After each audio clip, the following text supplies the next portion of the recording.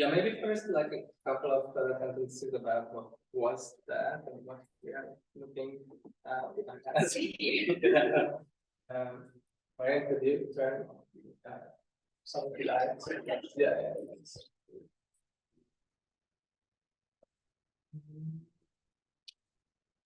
So yeah, thanks for coming. And this was a project that I've started to work on last year.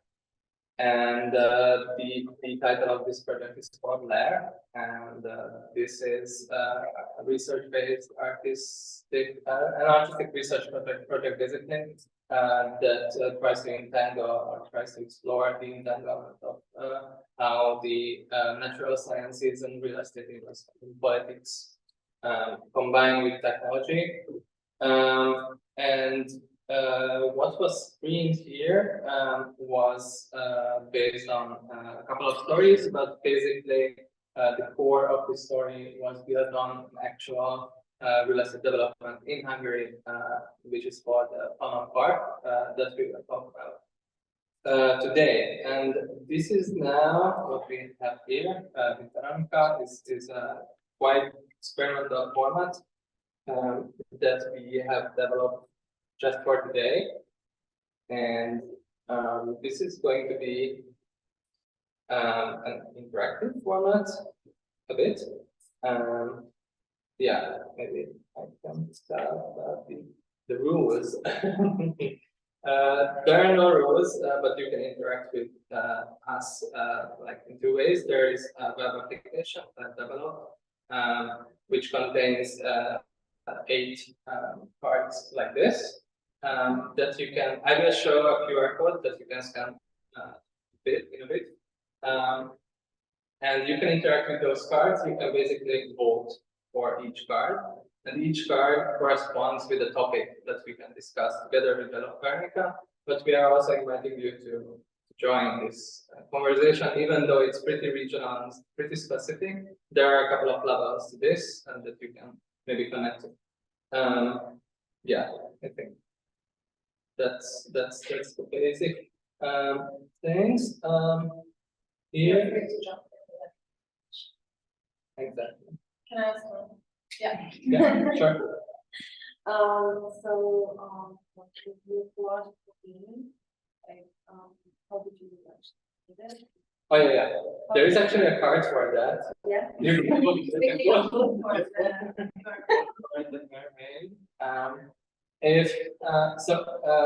these cards that you vote for, you have 3 votes, and the top voted card gets the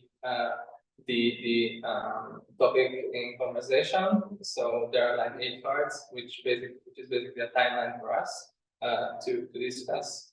And if you vote for a card and the top of those votes result in a comment, that comes first. But we already kind of decided which was the first. The person is sad, and the second. Yeah. Yeah.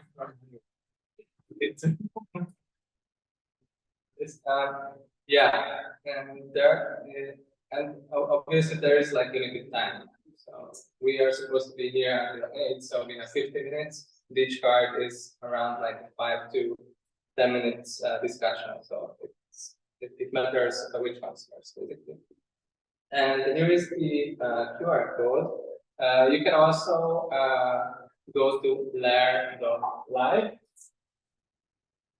and you can just scroll through whatever card you like. And these cards are so they have like certain aesthetics, certain like imagery visuals. There are 2 text blocks on the card. In the middle, in the middle, there is a word, which is basically a focus point for the conversation.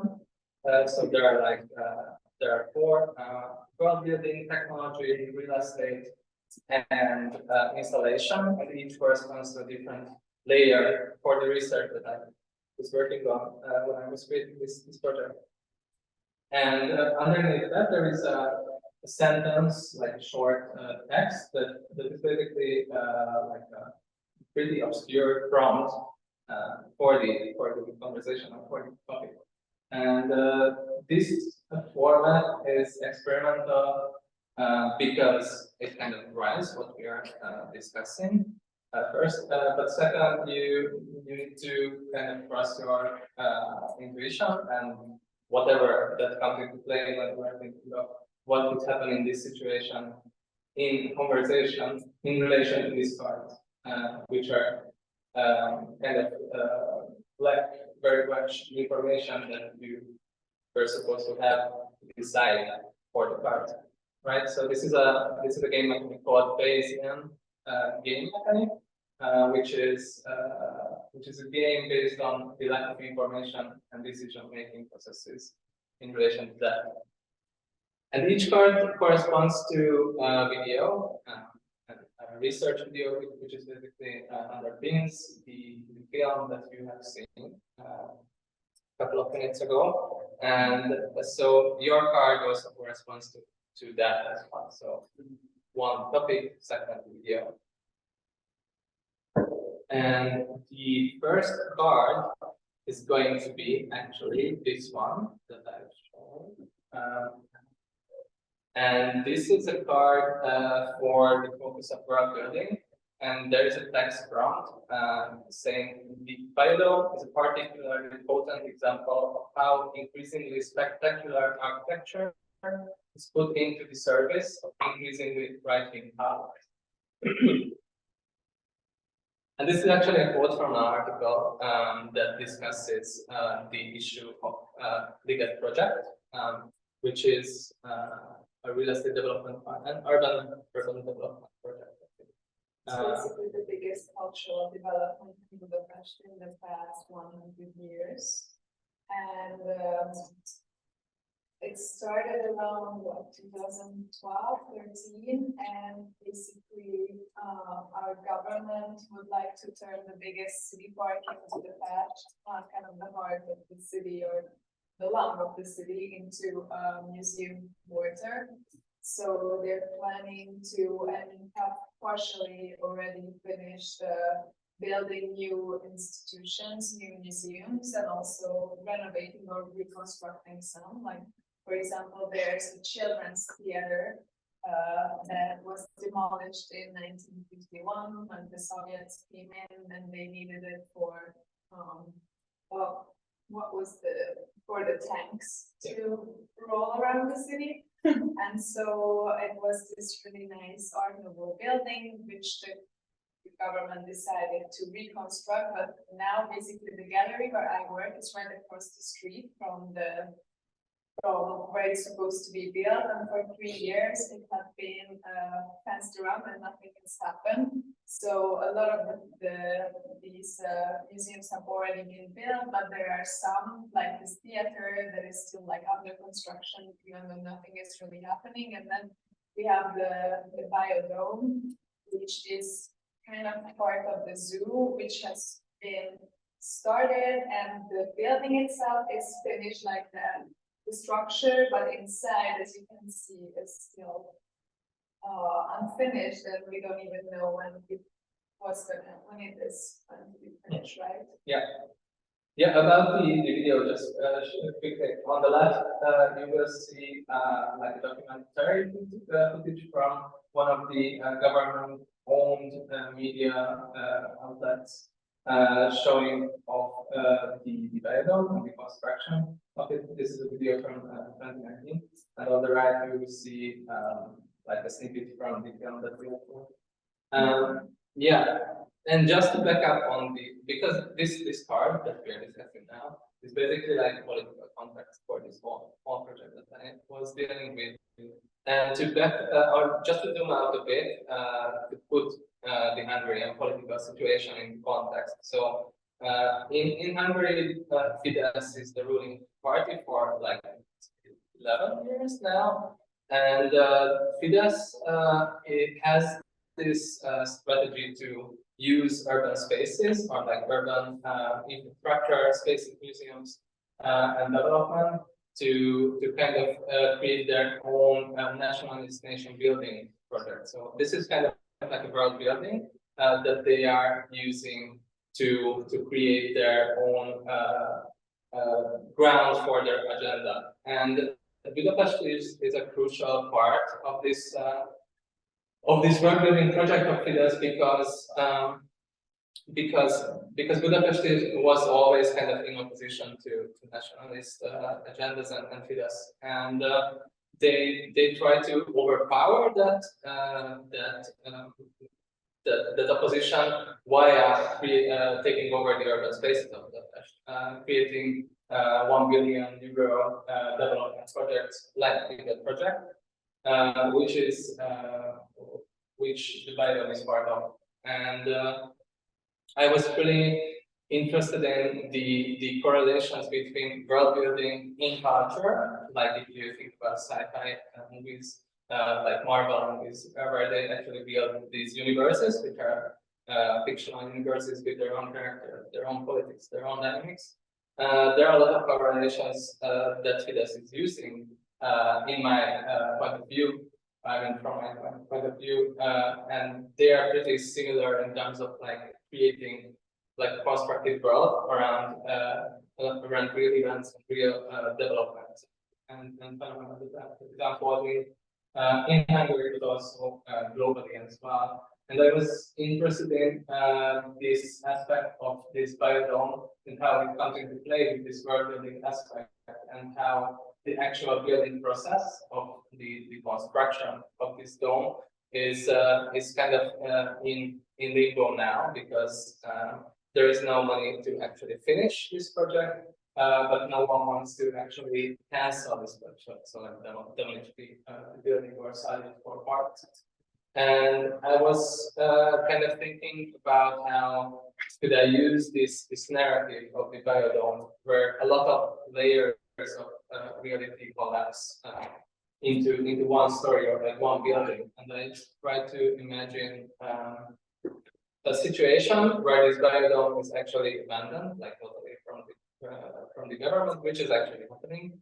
And what would happen if different communities would take over this place, sort of like squatting in there. And I try to create like a scope of speculative story or community that could unfold within this space, creating their own stories, mythologies, history, characters, their own social dynamics.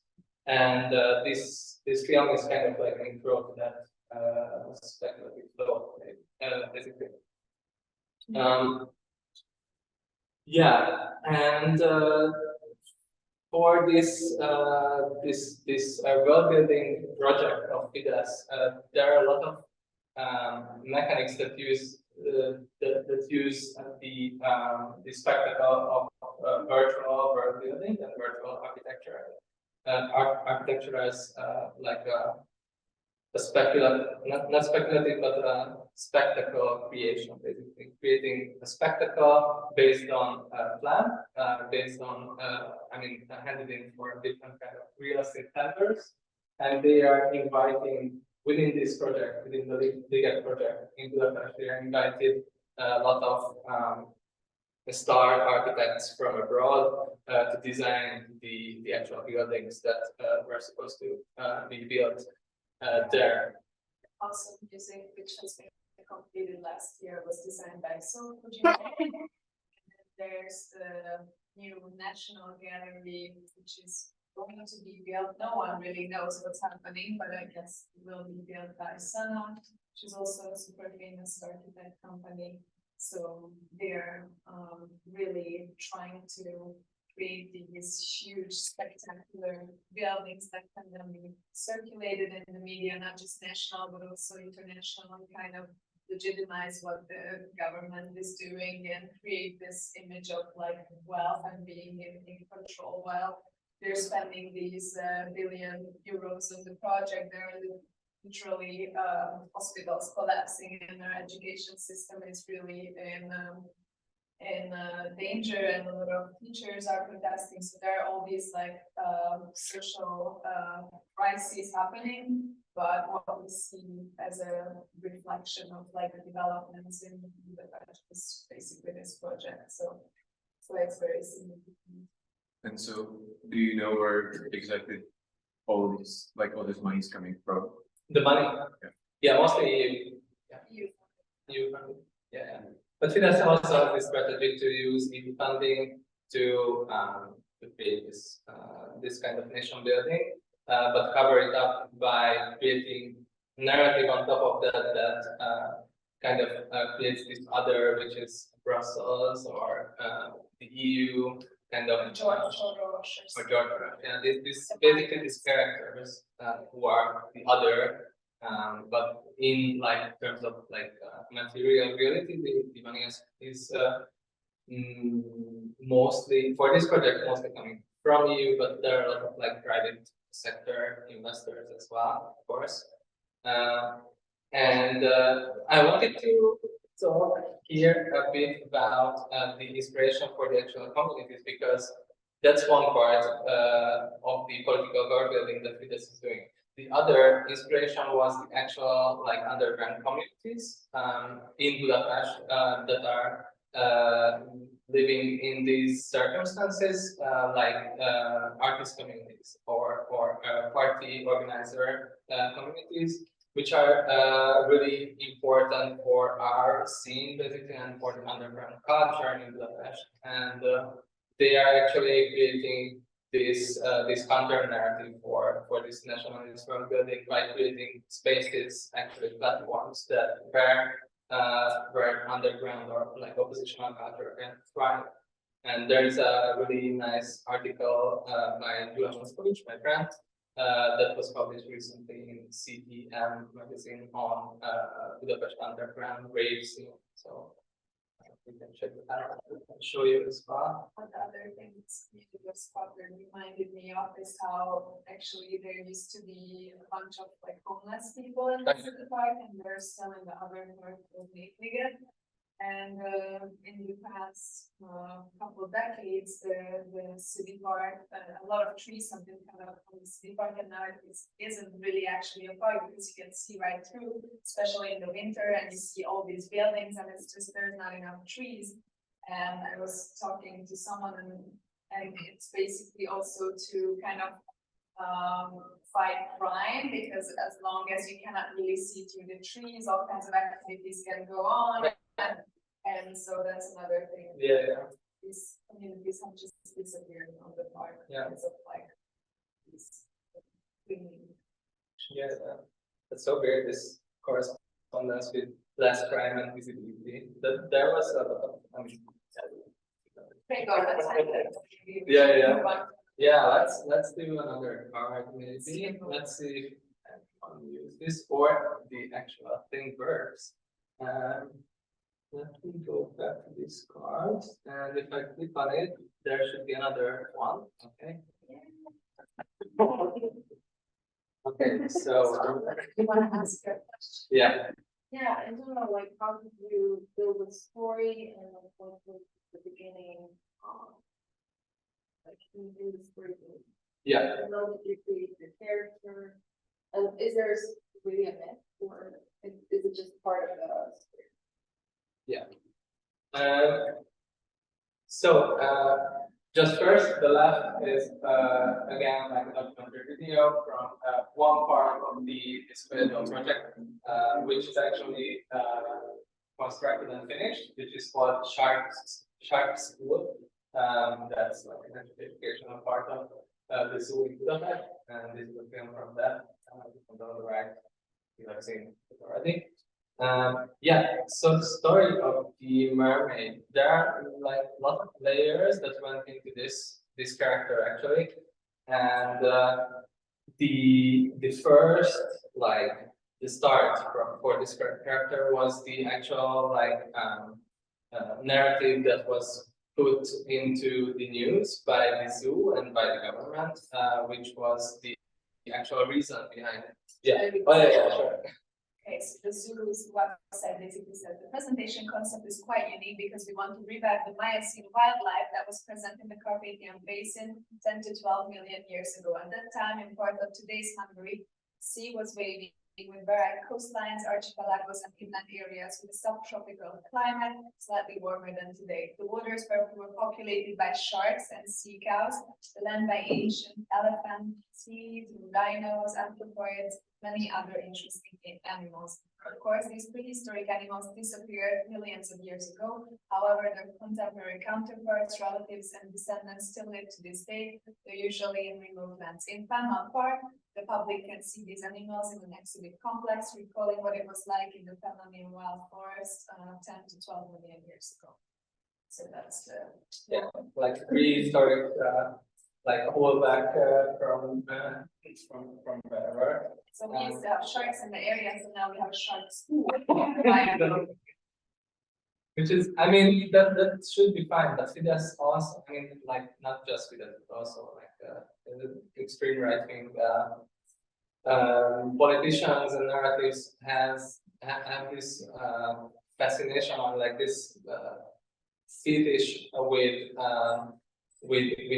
the larger Hungary, how we call it, like we did our side, greater Hungary, and this actual like prehistoric myth, when it comes into play with this greater Hungary, which is like a super nationalist narrative building, then it becomes really like stinky in terms of like what this prehistoric narrative can mean in terms of politics here. And this was the first like step here. The second step was when actually announced that Hungarians are not mixed species or like mixed race species. He basically said that we refused to become a melting pot.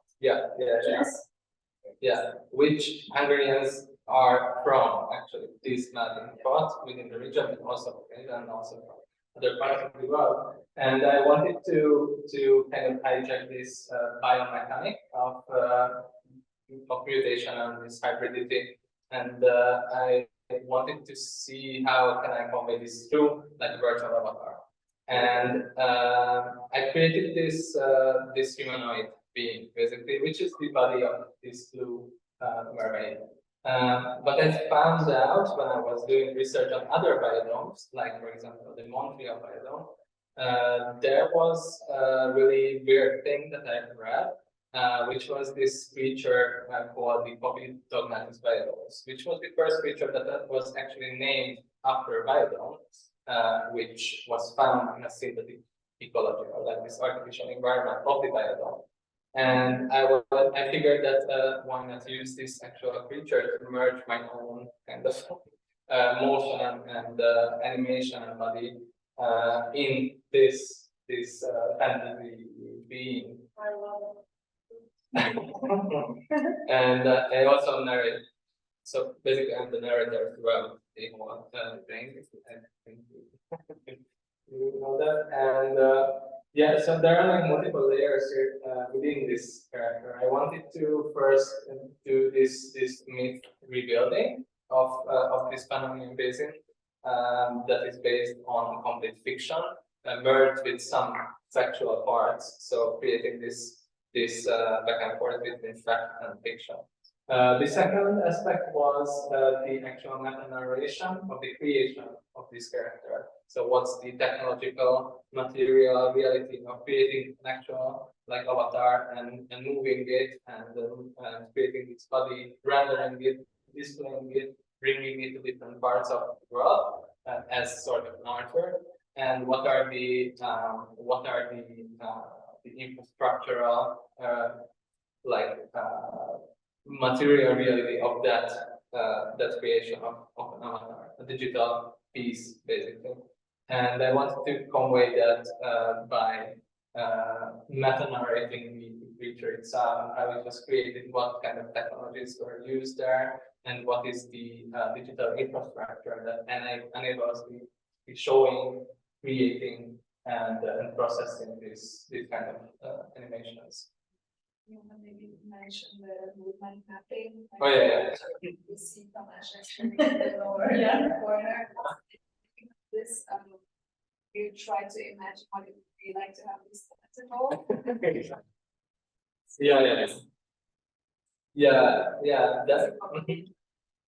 yeah. So I'm sure you have seen some like behind the scenes videos from like Avatar, the movie, and how they actually created the whole movie without actual locations, just with like motion capture suits and with actors. And I was kind of fascinated with this idea to actually imagine something around you being in like a totally different volume or totally different environment, like underwater, how it could work in my own like studio space, which is obviously kind of like this.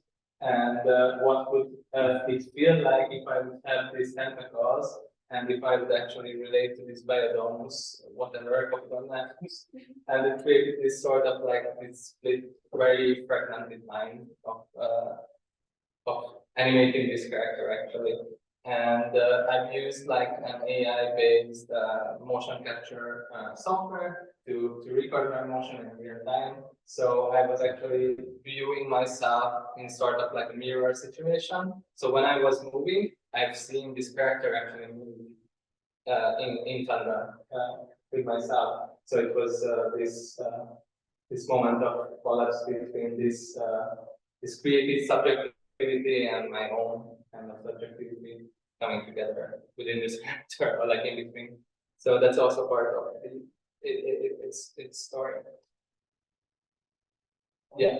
The image on the picture on the right, on what is that put in Montreal? Yes. Yeah. I mean that's there were no like actual images. Like I googled it, I saw some dinosaurs. This wasn't. This is not very published thing that this creature exists there. There's one PDF on the Montreal Biodome's website mentioning this, that this is the first creature that was actually named after biodome. So maybe that's the making of the Montreal Biodome. Maybe, yeah. You can yeah. Should we try another card.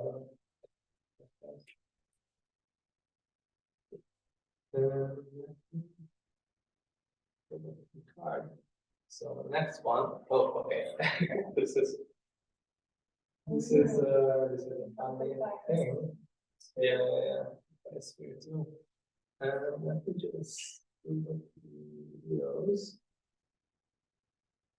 So yeah, does anyone know about this experiment called the Biosphere 2 in the early 90s where basically this huge biodome also was built with, I don't know, savanna, forest, marsh, all these, what else was there, all these different natural landscapes. And it was supposed to be like a fully sustainable like, little ecosystem for people to live in. And they did actually for 2 years. And so. Yeah, there were like, I think 8 scientists and engineers who moved into this actual thing in Arizona, which was a super big, this building, this sci-fi looking spectacle in the desert. And it actually exists now, so it's still there. It works as a museum. Yeah. Last year there was an exhibition there. I don't remember the title or what word, but there was a nice exhibition there. But yeah, so this Biosphere 2 is one like international examples for this sci-fi idea of creating this artificial ecology within a building. And they actually did this experiment to see how life could be sustained on like distant planets like Mars. And it was like a really weird story. There were a lot of like scandals behind it. There were, I think, Steve Bannon was also involved within the funding process of this Biosphere 2. Yeah, and The experiment lasted for 2 years with 8 people. They actually brought in like animals as well to how do you say, not grow them, but yeah, to sustain themselves. And the whole thing collapsed after 2 years. So the CO2 levels were rising, and they needed to leave this place. The police actually came with the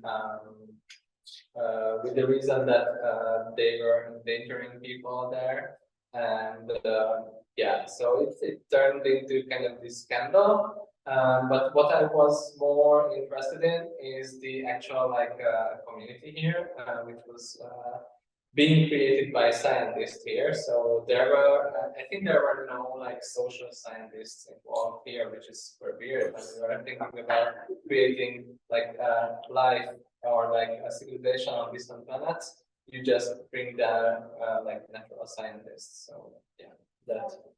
Yeah, no anthropologists, no like, because I think like social science and social structures or like organization is equally like important when we think about like a sustainable habitation within like structure like this. But it's also like super absurd that you try to kind of create this world within a world and bring in people and create your own ecology and create this miniature reality within this world.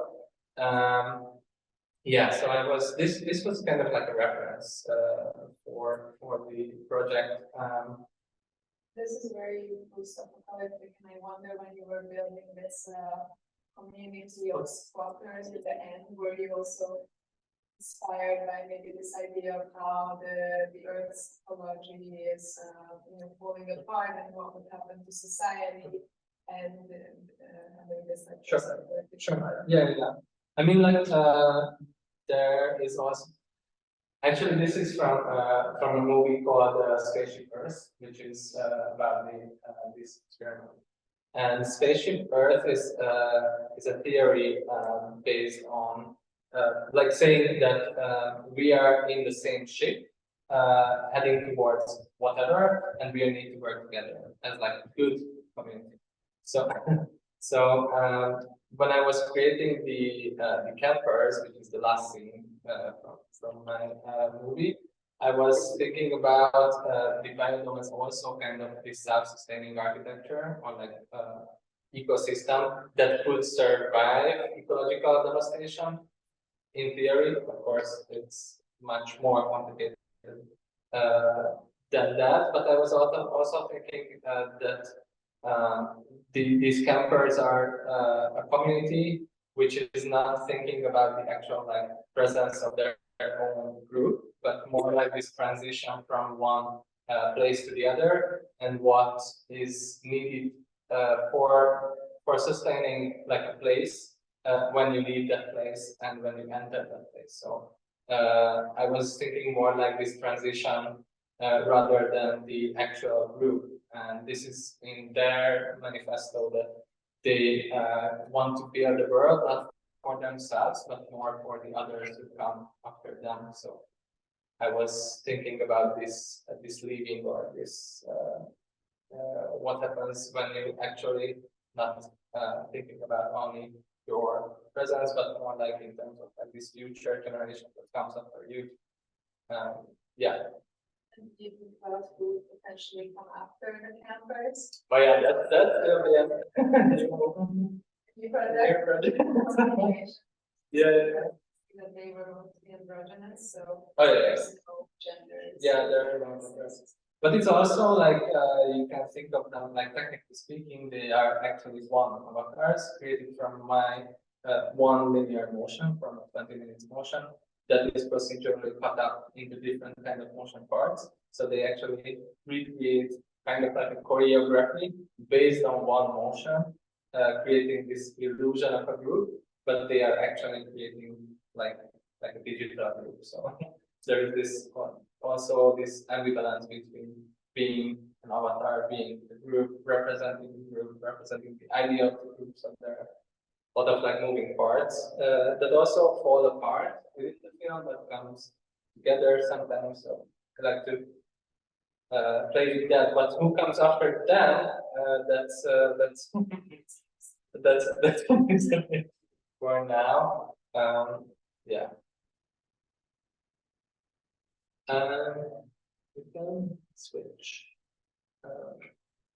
The card.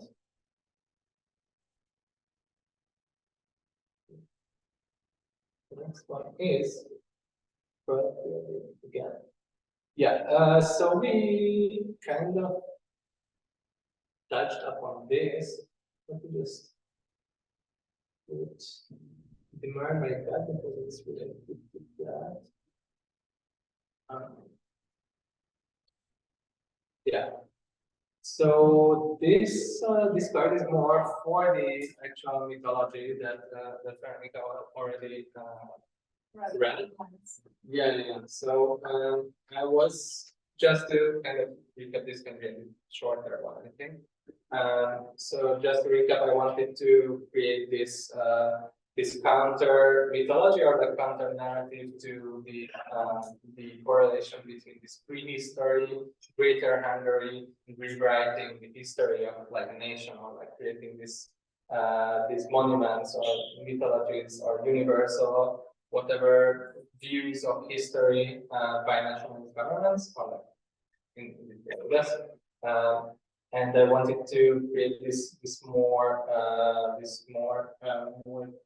simplicity-based story that goes into very different directions. Like it's quite a rhizomatic character that manifests this more mythological being or like mythological thinking within a story. And for this, I was interested in the methodologies of mythopoiesis, which is basically this postmodern strategy to create your own story, right? So it's quite an individualistic postmodern cultural strategy. And I wanted to see what happens when you kind of put this mythopoiesis into vectors of like social dynamics with the other creatures within this within the biodome. And what happens when you think about this mythopoiesis as sort of this device to keep the community's memory, and what happens when this mythology is created by a community for themselves, but it kind of goes out to more real references as well. So the Pannonian Basin is a real thing, but this feature is obviously not real. So what happens when these two things collide, and how to create a story from that? And that was like basically like this world building aspect that I was trying to convey to. To talk about like how you think about time, and there's not really a linear timeline to the story, but it stretches kind of from like 12 million years ago into the future. I don't know how far into the future, like 25 years from now, because the character says my present is basically 12 million years ago, or what's 25 years from now for you. So yeah, there are like, feels like there are multiple temporalities in this biodome, and how does that tie into the core and how that evolves? That's these time mechanics within this character, I think, but throughout the film as well, are quite like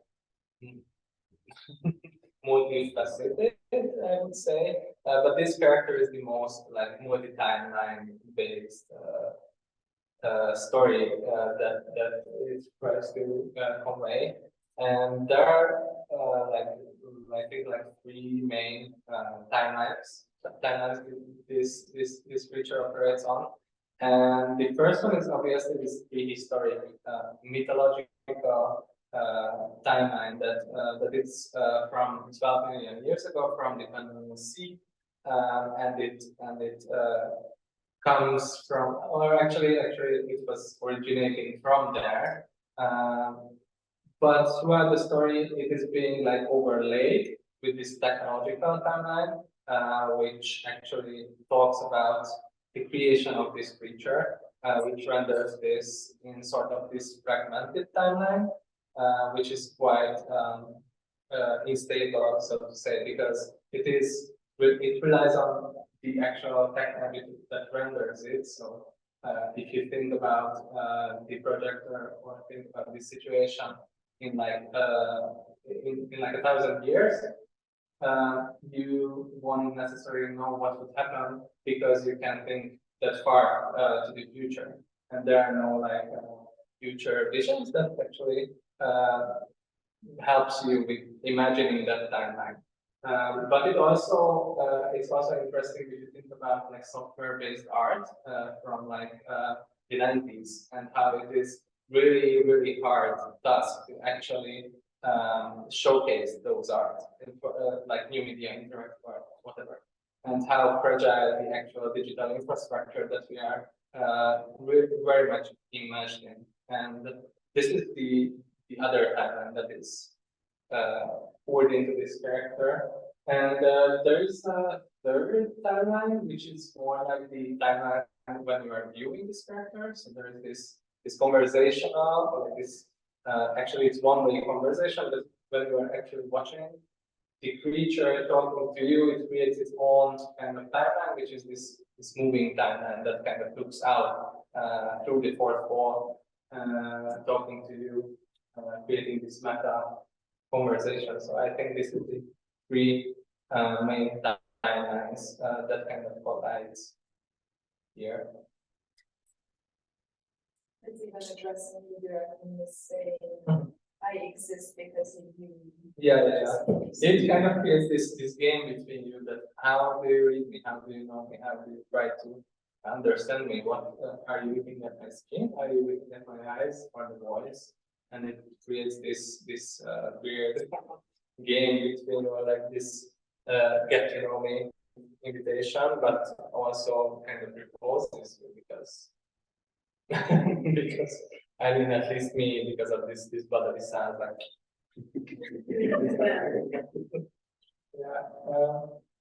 It would be good to also think about language and how you thought about like communication between these species that are kind of a mix of animal and human and technology. And the meta-narrative also talks about that. Oh yeah, true. I mean, so this whole project started off for a research on like human-animal communication here in New York on another residency at ISCP. And there I was researching quite a lot how scientists actually create artificial languages to communicate with non-humans like primates or dogs or cats or whatever. And there is one which was really interesting, which is called the lexigram, which is basically like an image and caption-based this database of different icons that scientists use to communicate with different bonobos and apes, other kinds of apes. And this was quite a fascinating thing to think about, like an artificial language to be used with a non-human, and that using human language, basically, like human-human communication. Because at the end of the day, this is an artwork, so you are human who are watching this and not other kind of species. So it would be also interesting to speculate on different kind of viewers. Yeah, but you are speaking this for now. Yeah. I mean, that could be a totally different. Of sharks. Yeah. So yeah, this just kind of like a background of how this whole thing started. Yeah, I think we can have like one more, and maybe some questions. I mean, you can ask questions in between as well.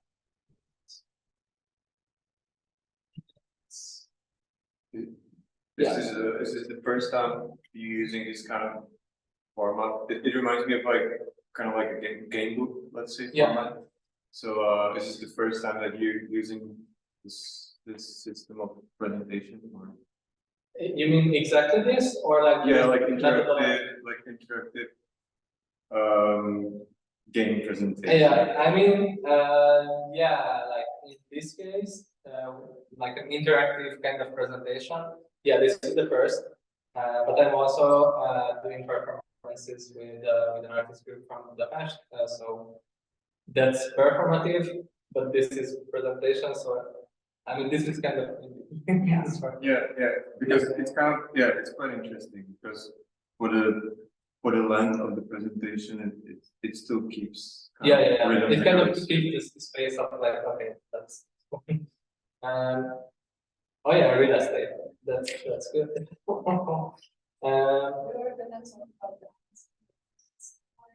Yeah, maybe let's tie that here because I we okay.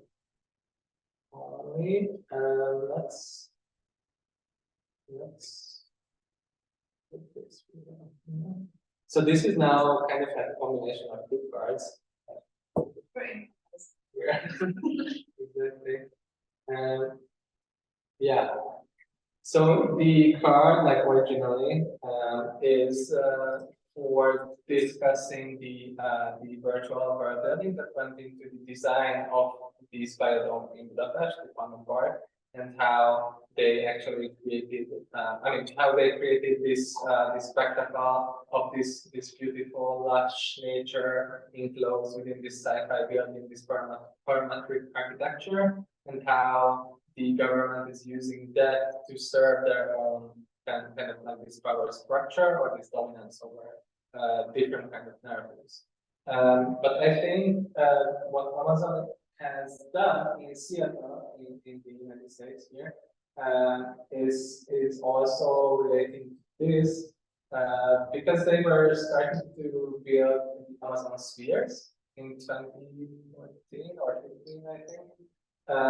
Which resulted in like a huge biodome architecture. They in their like own like agenda or like, in their own narrative building, they were creating this building to create like a sci-fi building for the workers, which creates this super nice environment where you can be more productive. And stay there longer because it's more healthy, there is better oxygen there, but it's also creating this ambience of nature, technology, sci-fi, future, whatever. But actually, it was kind of like a greenwashing project of Amazon to create their own narrative, being this pro-green, pro-ecologist or whatever company. And what happened, and the result of this whole construction was this was like a kind of blue collar part of Seattle where this was being built, and the prices were like the housing prices were affordable, so to say. I mean that's for debate. But after this was being built, and while it was being built, the housing prices were actually skyrocketing, kind of pushing this blue collar community out to the outskirts, and also driving up gentrification and the housing prices, obviously. And there were like a lot of new investors to the area that kind of created their own profit based on this construction, and this is this time lapse is from actually Amazon documenting this process of creating this really weird, complex, whatever architecture. Yeah. No trees whatsoever. Yeah, the trees are inside. You actually cannot enter the core building. There are small parts which you can enter, but this is actually like a private island, which is which also reminds me. There's this project from Peter Thiel, this really weird and fucking dangerous, I think, guy, who is building a community of sea settlers on near the shores of the Philippines. And they are building this city on the sea for the very rich to survive the rising sea level. And those are also yeah.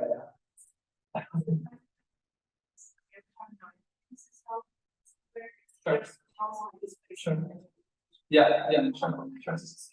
But in exploration, you could imagine the project with stadium and not in the biodome.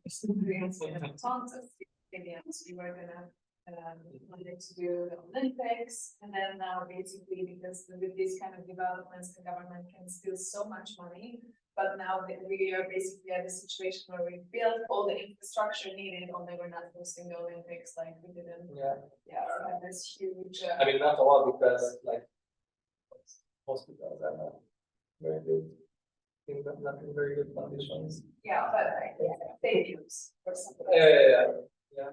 But this is a weird thing, that they are building the infrastructures for the sport, but for the people, it's like, okay, let's go and die there. Yeah, like no one really cares about the sports stadiums. Yeah. Yeah, so there are a lot of like these weird layers collapsing within this research, and the video that we have seen is one part of this, or like one output from this whole research thing. There are others, but what I wanted to say, maybe we can like conclude here. Thanks for being here, and this is kind of my favorite format, doing or like talking or like showcasing the project that I'm working on, because there are a lot of like this hidden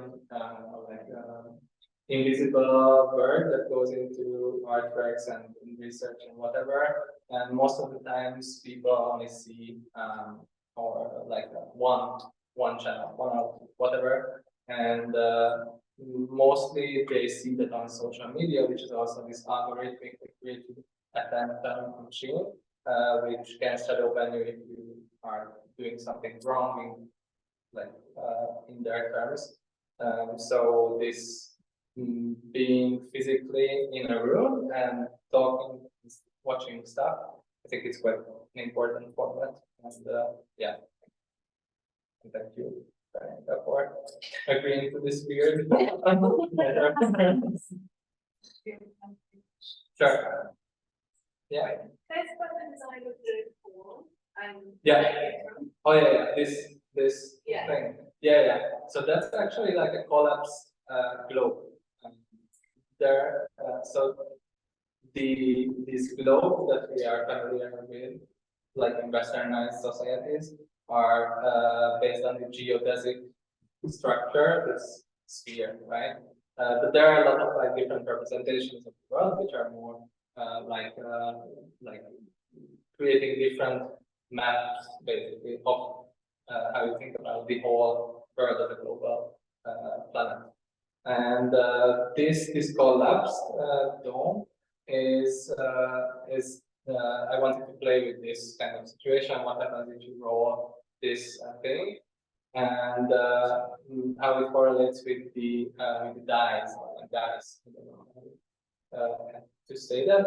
And I wanted to use this kind of as this narrative device that switches in between scenes, kind of rolling die, rolling this collapsed dome, and that creates the ground for the next scene. So this is kind of like this gaming storytelling device. And also the cards are the, I was saying, when you turn this collapsed geodesic thing inside out, then the layout of the cards becomes like this. So it's kind of this this weird interplay again with forms that completely. You actually have different physical installations. Yeah, there were like a lot. I mean, not a lot, but 3 different forms. One is this aluminum frame. It is also within the movie. Yeah, that was the that was actually, so this frame on the right, that was actually built like physically. It was executed as well. And this video is not the best to showcase that. And there was another form which preceded that, which is a modified computer case, which was buried underground in pop-up shop in a really weird situation near the Danube. And yeah, it's easy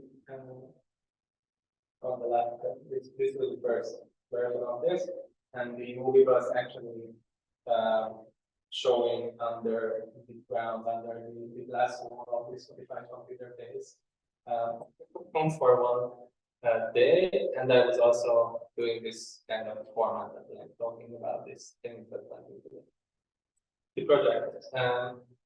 Yeah, not in the middle, it's from the movie, but it's actually it was actually built. Just define it. Do a job that. Okay.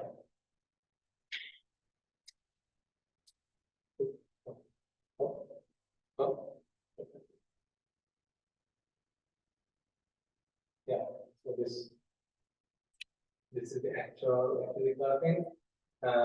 There were some parts collected from these weird situations when this was exhibited, and I collected some soil samples.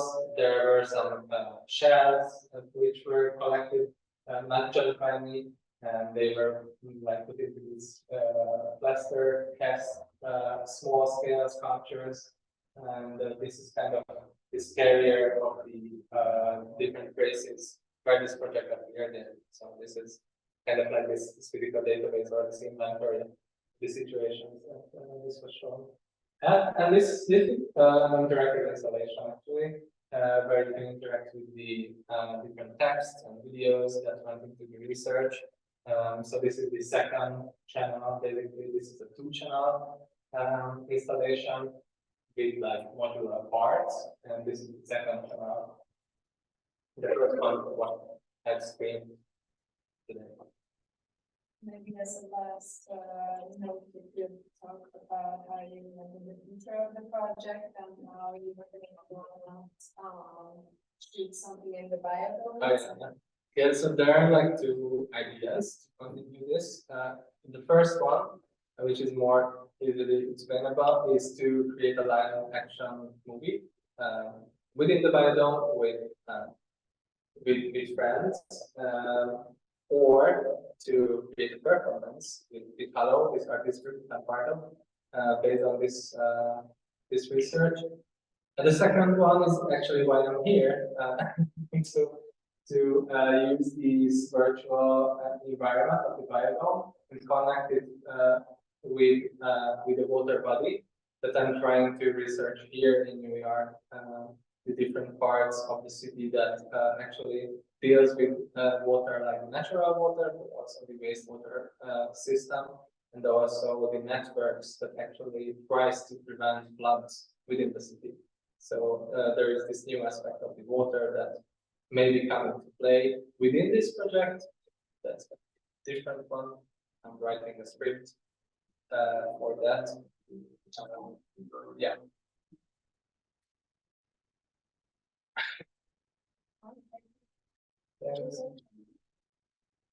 Thank you.